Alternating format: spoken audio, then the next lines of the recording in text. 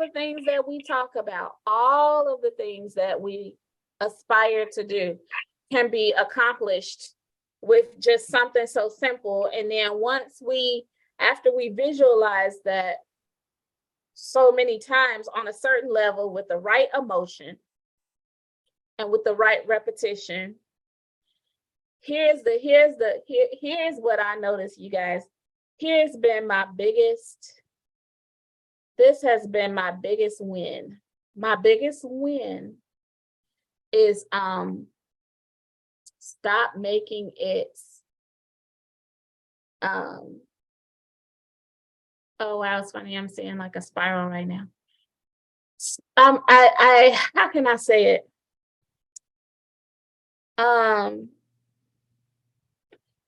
I choose. So let's say you have your paper with both sides, right?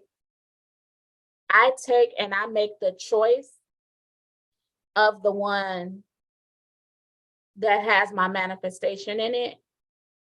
And I choose that that's who I am, what I have. Like, it's a choice, a conscious choice. Just like when people say you have to choose to be happy. Like if you're angry, you got to literally step out of the anger and choose happiness. And it's not easy. So the same thing with the things that I've been working on, and having these things come my way is like mind blowing for me right now. And literally seeing myself change in the mirror or even just on camera, and having, these recordings and looking at it and staring at it like, what in the world? Like just 10 days ago, a few days ago, like, wow. So anyway, to stop and look at the thing that I want. You know what's been helping me? Facebook memories. When I see Facebook memories and they're like from 2 and 3 years ago, they showed me how much weight I gained. In other words, I was smaller, back in 2020 and stuff. So when I look at that, what I end up doing is I'll change and make it like I make it my screensaver. So when I look at myself on screen, it's like, okay, that's who I really am. That's really me. You know what I mean? So I look at that and I ignore what I see in the mirror. I'd be like, I don't know who you are in the mirror. You better get out. But I love that. You know what I mean, Sarah? So I do the same thing. Yeah. I do the same thing. So me watching your post and seeing everything, I think it's so amazing, because I watched myself morph like 4 times over the last 5 years. So I've morphed to this body, and I still don't like it. And I'm like, this was too skinny. Put some meat on my bones. But I see my memories from like 2020 and the weight that I was very comfortable there. And I love that weight. So I've done the same thing. I share my memories now. I used to not share them, but now I share the memories, or I save them to my phone so that I can go back and look at them. I'm so glad you do that. That's what I want all of us to do, y'all. That's what our exercise is going to be. Thank you so much for sharing, because it definitely gives me an opportunity, because I went to the doctor today because I was feeling horrible after our last call that we had. I really had to sleep. I was really drained.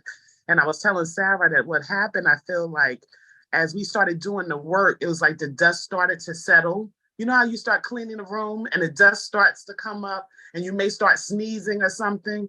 And I was so ill. It was nauseated, stuff like that. And once I did get that rest, I was like, okay, it's time to take care of me, remembering whatever I give to other people, I need to take for myself as well. And go to the doctor today because I had a sore throat and I couldn't swallow in the middle of the night. But then I remember it was something that made me upset. And I remember when I held my breath, and that's when it came. And I was like, oh, because I remember holding in the tears. I didn't want to cry. And I held in the tears and I felt something in my neck. So that's how I know the mind-body connection is so real. You know what I mean?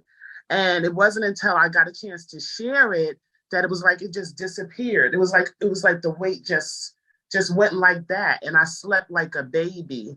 And go to the doctor this morning, well, this afternoon, and he was like, you lost 15 pounds. And I was like, 15 pounds? Are you serious? And he was like, yeah, Kim. He was like, okay, whatever you're doing. And I was like, okay. But that had just been the process of me making sure that as I'm taking care of other people, that I am using some of my things and I am doing some of those things for myself, even though every day it doesn't feel like I'm accomplishing much. So I said, what I'm going to start doing is clocking in every day for my life, clocking in for work, signing in like, okay, I'm coming to work today. Even if I get up at 3 in the morning, I'm going to sign in and sign out. And maybe, like July was saying, this gives us that visualization where we can see that accomplishment. Because I know for me, it was not having the right to celebrate it. Because I felt like if I celebrated, I was bragging. And I never wanted to be in that place. You know what I mean? And what that told me was that, oh, you feel like you're not worthy of celebration? You know what I mean? So I was like, wait a minute, that's the polarity of it. I feel like like it's me boasting if I celebrate. So the polarity is to not do anything at all. You know what I mean? So it's like, I'm so grateful for this because visualization definitely opens that, and it allows us to be quiet for a little while, because sometimes that stillness speaks. So sometimes I'll put myself on silent and tell people, this on Saturday I'm on silent, so you can't talk to me. And it allows me to be able to go in, or this weekend I'm on silence, because sometimes we have to hear more and speak less and hear more. So I just wanted to share that. I've been on silent like for quite some time now from a lot of people. And like, you guys are pretty much the only ones I talk to. I only talk to you guys and Elaine, spiritual mom. That's it. I've been on silent. Err on the side of ham, like I do. I do remember there used to be a time I used to have to buff July. Go and take time for yourself. Go and relax. Please go and breathe. I'm on permanent vacation. Ain't nobody gonna bug me right now at all. I can't deal with nobody. You have to share your number. She is so right. She used to have to tell me all the time, and I never did do it. I never did do it back then. And now you're understanding and feeling it now, right? Yeah, can you tell the difference now, Esme? You are much more. Yeah. Everything has melted off. Yeah. You need to take time for you. You need to breathe. You need your space. You know what a good piece of meditation and proper breathing could do? Yeah. Release all that you have taken in. And you don't know. You all don't know. Because I do this all the time. When I have to deal with my family, do not come around me after 8. I have my Palo Santo on. I have my binaural beats playing. Do not come in there. You're going to feel it. Stay out, because this is my time. Yeah. And if you don't let it, I used to be a lot heavier. You know how much weight I have lost? Yeah, I remember. Letting go of people's stuff. That's what happened with me, Esme. That's what I did. I picked up everything around me. And when my situation goes back to what it was, I'll feel a lot lighter too, mentally. But now I'm grateful that I manifested the ability to get the extra boost or assistance I needed by means of what I'm doing now. Because that was a good route for me based off the things that I'm going through. But yeah, like I didn't know what quiet was. And when she would tell me to do that, I would do it for all of 3 seconds and be like, that's me, I did it. And I know she was like, girl, if you don't go sit yourself down and go do it some more. Like I was not doing it for real, like not. And so I don't know if I told you guys this, but when I did my very first like hypnotherapy, I freaked out. I was afraid when I got to that point. And I was like, oh, I can't handle that. I can't do it. I can't do it. I can't do it.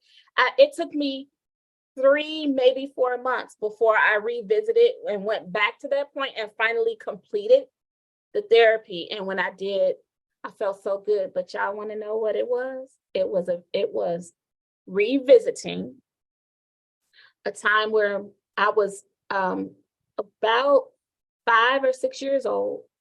We were at my grandmother's house and something was going on with the furnace. And so my uncle was trying to check the furnace and he said, July, I need you to be quiet so I can listen for the, like the little tick or whatever. He said, I need everybody to be real quiet. He's like, July, I need you to be real quiet.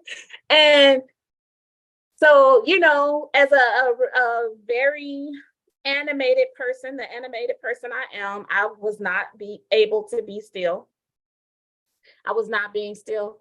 And so he got agitated with me and everybody, you could hear a pin drop except for me moving. He's like, July, you don't know how to be quiet. Do y'all know that stuck with me all these years? And that was the one thing I was like hyperventilating about and all of that. And I couldn't believe it came. Like, it's funny how you go back and your subconscious mind will tell you just like that. I never thought about that.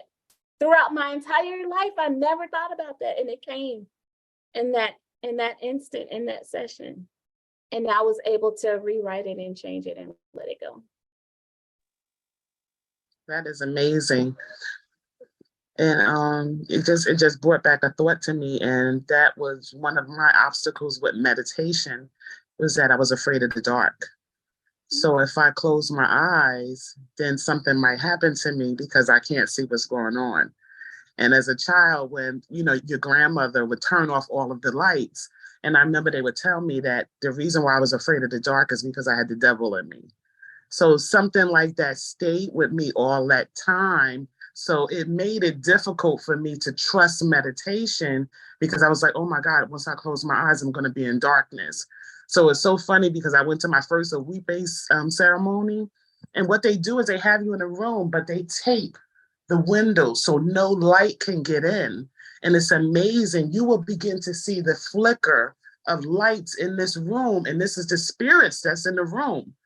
But because everything was closed off and it was dark, I started hyperventilating, like as if I was in a casket somewhere. And it was just amazing. And you're talking about that, those different phobias and these things or things that people say that attach to us.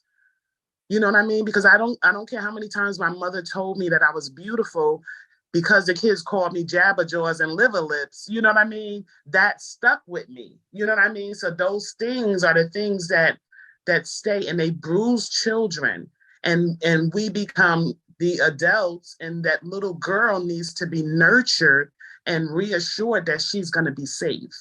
So sometimes I have to talk to little Kimmy and let her know that she's fine, because then little Renee will start talking and she'll have like, that different type of voice, you know what I mean? Because she'll be tougher, So it's just so amazing how we have stored some of those things. And I think with us doing this healing work, that's one of the reasons that, we were chosen for that, because we have experiences and we're going to help other people get through theirs as well. So thank you. I love you, Yaya. And can I just say that you have very beautiful lips? I love your lips, and I hope I don't sound creepy, but I was looking at the picture of you. I was like, this woman got some pretty lips. And that's what my like mom you used just to have tell a me. natural lipstick on. And she would say to me, let me tell you something. When you get older, people are going to want to have lips like yours. Women are going to want to have big legs like yours. But because they said that, I believed them. And I figured that since she was my mom, you know what I mean, that she needed to say that to me. And it wasn't until I got older that I started to see. And, women are making their lips larger and, So thank you. Thank you, Sarah.